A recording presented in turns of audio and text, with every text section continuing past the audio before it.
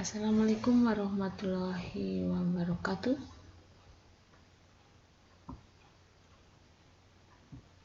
Bagaimana kabarnya hari ini? Semoga semuanya baik-baik saja ya.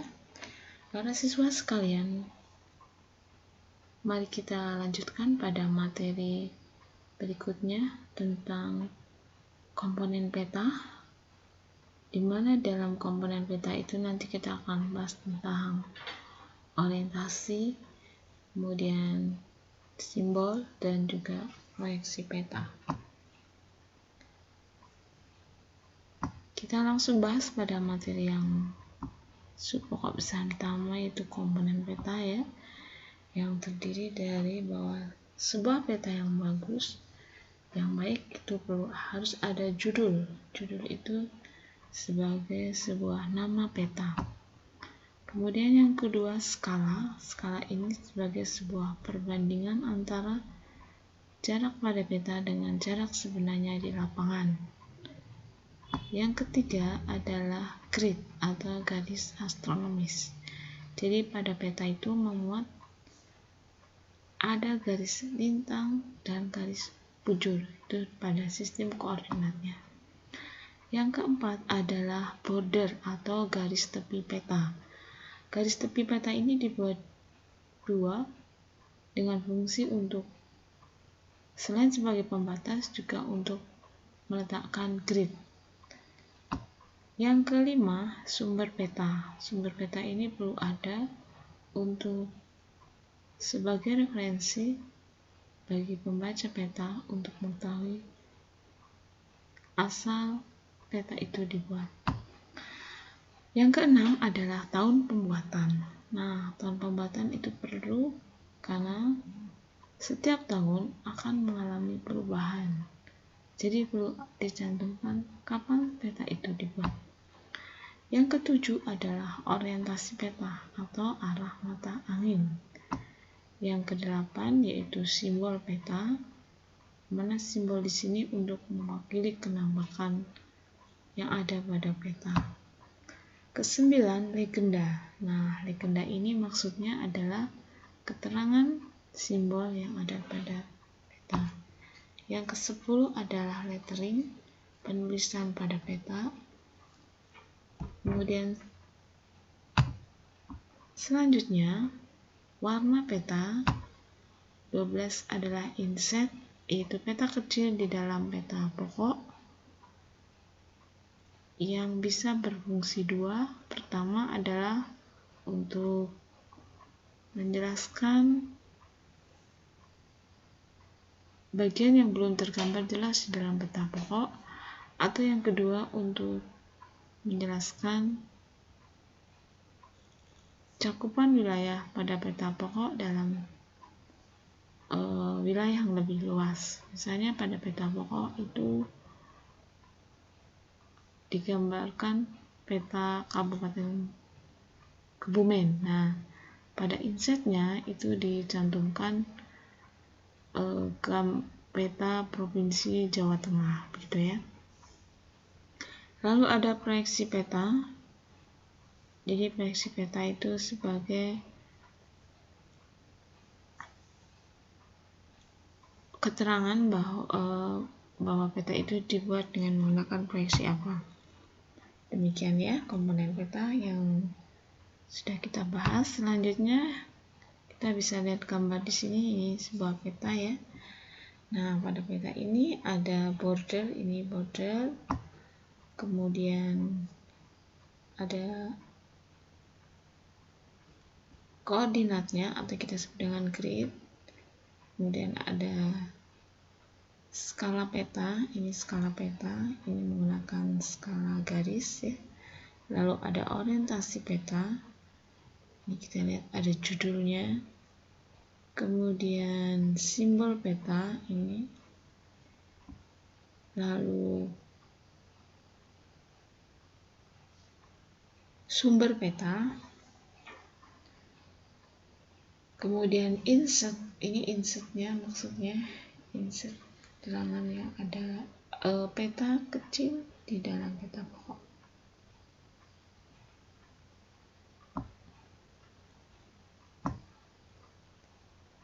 Simbol peta itu berdasarkan sifatnya bisa dilihat ada simbol kualitatif, di mana simbol kualitatif itu digunakan untuk menyatakan perbedaan fenomena.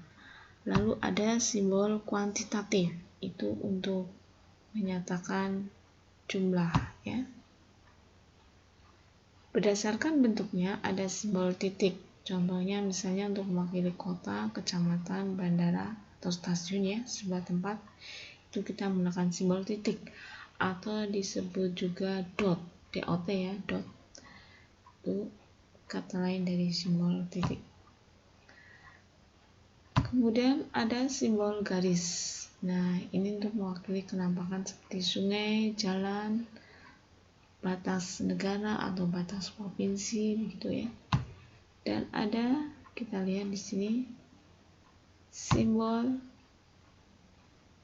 area atau wilayah. Ini untuk menyatakan kenampakan area, bisa rawa, hutan, atau persawahan.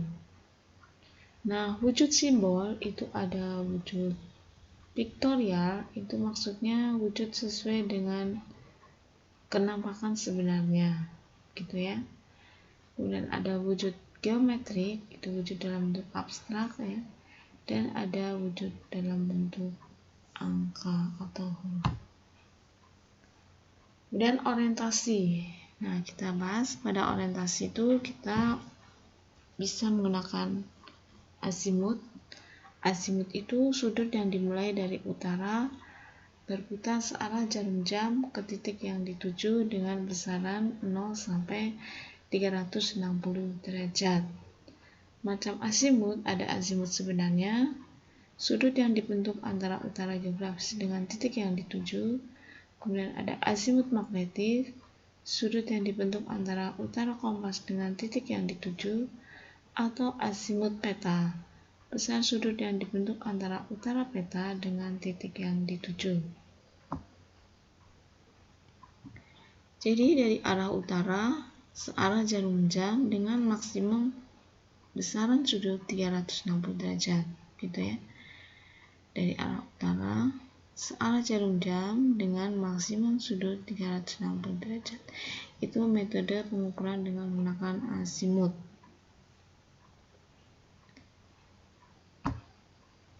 Nah, ada back azimut, ya. Back azimut itu kebalikan dari azimut. Jadi jika sudut azimutnya kurang dari 180 derajat, maka back azimutnya sudut azimut tadi ditambahkan 180 derajat, gitu, ya. Kemudian jika sudut azimut yang dibentuk lebih dari 180 derajat, maka back azimutnya sudut azimut dikurangi 180 derajat. Contohnya sudut OA 54 derajat, jadi maksudnya azimutnya 54 derajat. Maka berapa back azimutnya? Back azimutnya itu 54 ditambah 180 derajat, itu sama dengan 234 derajat.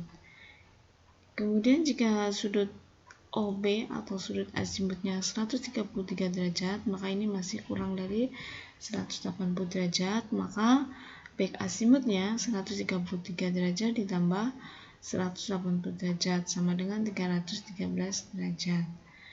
Jika sudut azimutnya 211, itu berarti lebih dari 180 derajat, maka back azimutnya 211 dikurangi 180 derajat sama dengan 31 derajat. Atau jika azimutnya 334 derajat, maka itu kan berarti lebih dari 180 derajat, maka back azimutnya 334 derajat dikurangi 180 derajat menjadi 154 derajat. Demikian, ya. Nah, ini pengukuran dengan metode azimut. Jadi dari arah utara, searah jarum jam dengan besaran sudutnya maksimum 360 derajat. Gitu.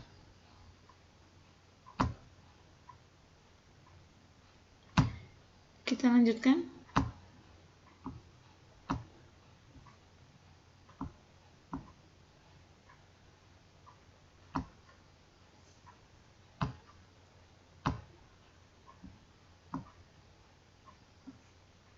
metode bearing ya.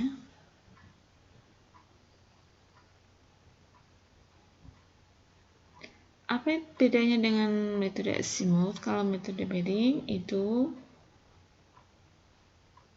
besaran sudutnya maksimum 90 derajat. Jadi pengukuran sudut yang bisa dimulai dari arah utara ke wilayah,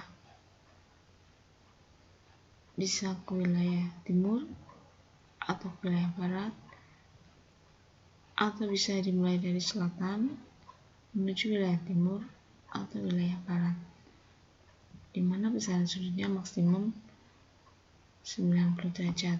Contohnya ini misalnya ya, U45 derajat T, artinya dari arah utara ke arah timur 45 derajat. S 45 derajat B berarti dari arah selatan ke arah barat 45 derajat. Ini ya tadi ya, itu metode bearing. Jadi diukur dari arah utara ataupun selatan, searah jarum jam ataupun berlawanan jarum jam. Kita lanjut pada proyeksi peta. Proyeksi peta itu upaya memindahkan garis paralel setang meridien dari bidang lengkung ke bidang datar. Mengapa perlu ada proyeksi peta? Karena pemindahan dari bidang lengkung ke bidang datar itu pasti banyak distorsi atau kesalahan, sehingga untuk meminimalkan distorsi maka kita menggunakan proyeksi peta. Nah, garis paralel itu maksudnya adalah garis lintang, sedangkan garis meridien itu maksudnya garis bujur. Bagaimana cara peta? Yang pertama itu adalah konform, di mana bentuk yang digambar di peta harus sesuai dengan bentuk sebenarnya. Kemudian yang kedua ekuivalen, yaitu daerah yang digambar itu luasnya harus sama dengan luas sebenarnya. Dan equidistant, yaitu jarak yang digambar pada peta harus sesuai dengan perbandingan jarak sebenarnya di lapangan. Untuk jenis proyeksi banyak, utamanya ada 3. Yang pertama adalah proyeksi azimuth. Proyeksi azimuth ini dibedakan menjadi ada proyeksi azimuth normal, di mana bidang proyeksinya saling bersinggungan dengan kutub. Lalu ada proyeksi azimuth transversal, bidang proyeksinya memiliki bentuk tegak lurus dengan ekuator, dan proyeksi azimuth miring, bidang proyeksinya saling menyinggung terhadap tempat antara kutub dengan ekuator. Nah, ini ya proyeksi azimuth. Jadi bola bumi diproyeksikan pada bidang datar, ini pada datar ya. Jadi namanya proyeksi azimuth normal. Dan ini proyeksi azimuth transversal, dan ini adalah proyeksi azimuth oblik atau miring. Jadi ciri-ciri dari proyeksi azimuth yaitu pada tiap garis bujur dan garis lurus berpusat pada suatu kutub. Kemudian bentuk garis lintang membentuk lingkaran konsentris yang mengitari kutub, dan sudut yang terdapat di antara garis bujur di peta memiliki ukuran yang sama. Yang kedua ada proyeksi kerucut, itu menggunakan bidang kerucut sebagai bidang proyeksinya. Kita lihat di sini bola bumi diproyeksikan pada bidang kerucut sehingga hasilnya berbentuk seperti kipas ya. Kalau proyeksi azimuth hasil petanya berbentuk lingkaran ya.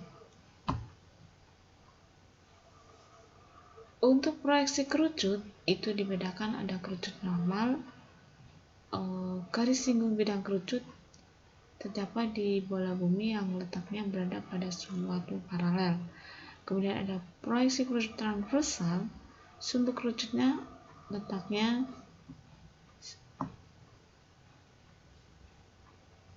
berada tegak lurus tepat di sumbu bumi, dan ada proyeksi kerucut miring, di mana sumbu kerucutnya membentuk sebuah garis miring tepat berada pada sumbu bumi.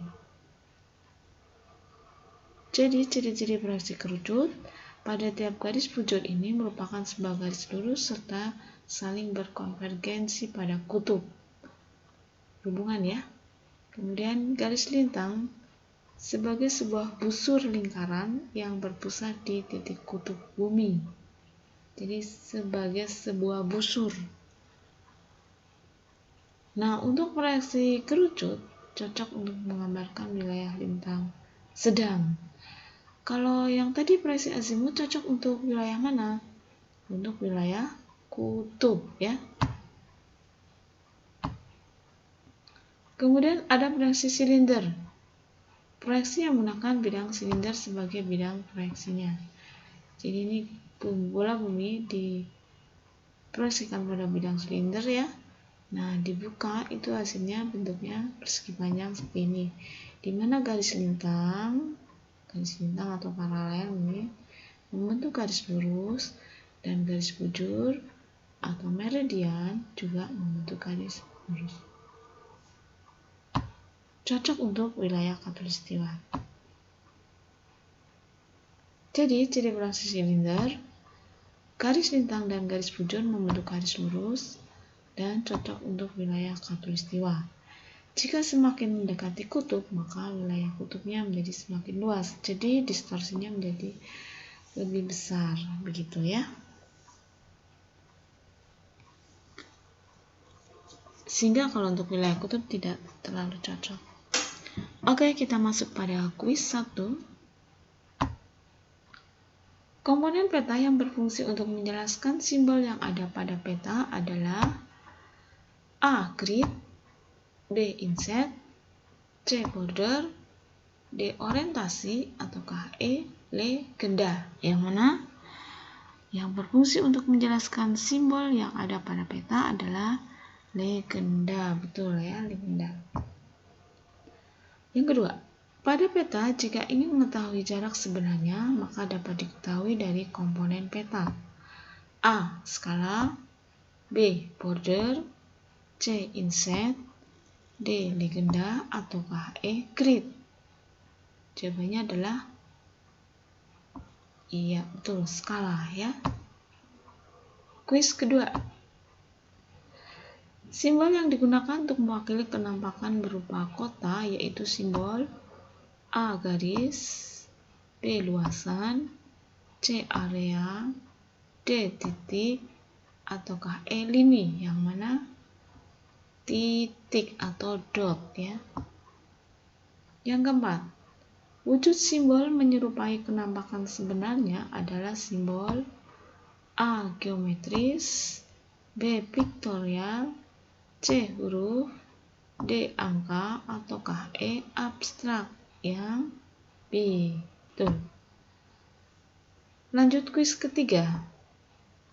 Azimut merupakan sudut yang dimulai dari utara berputar searah jarum jam ke titik yang dituju dengan besar sudut maksimal A. 45 derajat, B. 90 derajat, C. 180 derajat, D. 227 derajat, ataukah E.